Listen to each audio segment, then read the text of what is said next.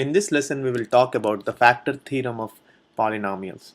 Before talking about the factor theorem, first let's understand what a factor is.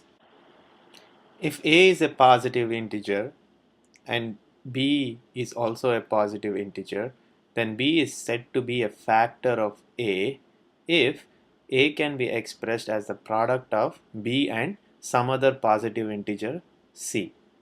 Another property of factor is when you divide a number by its factor, the remainder would be 0. So let's take an example.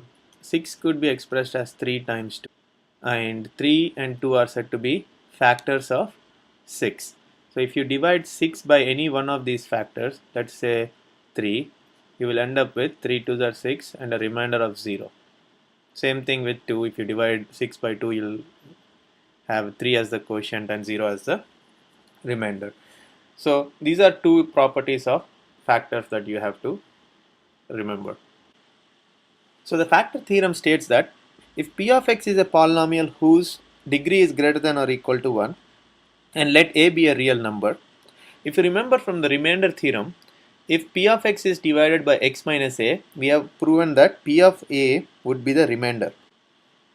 So the factors theorem states that if p of a equal to 0, which means the remainder is 0, then x minus a is a factor of p of x.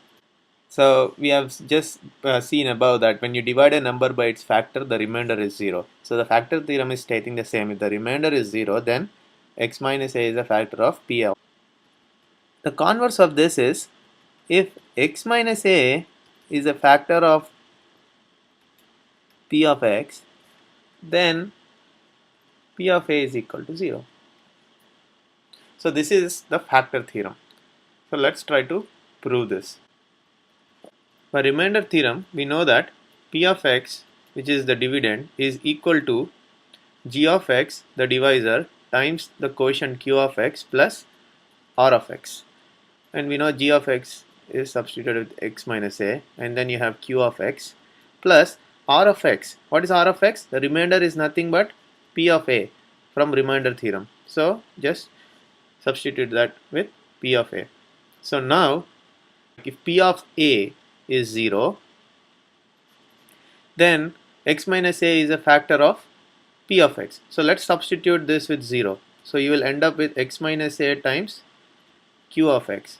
So p of x is equal to x minus a times q of x. If you observe this, we have written p of x as a product of two numbers, x minus a and q minus x, which means x minus a is a factor of p of x.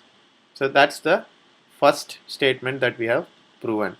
The second thing is a converse of the above, which is if x minus a is given as the factor of p of x, then p of a is 0. Let's try to prove that.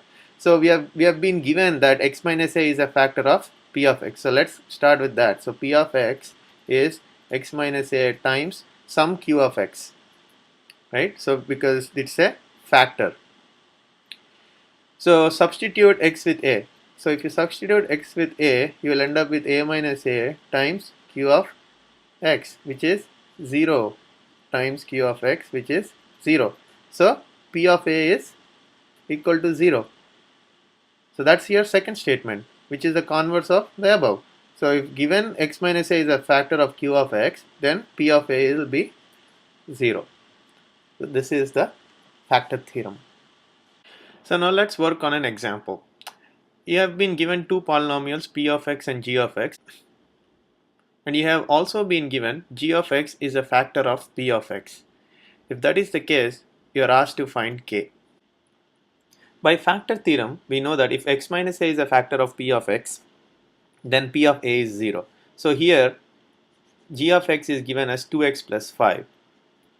So what is the root of this, or like 0 of this polynomial? So you substitute that to 0, and you will end up with x equal to minus 5 by 2. So by substituting x with minus 5 by 2, you should end up with 0 as per the factor theorem. So let's do that. So 4 times minus 5 by 2 whole square plus 12 times minus 5 by 2 plus k is equal to 0.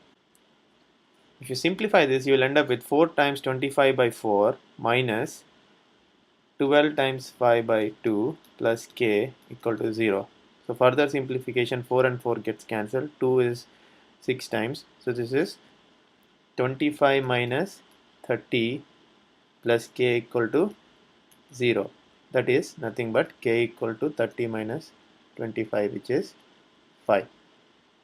So in this way, we can apply factor theorem to solve these kind of problems.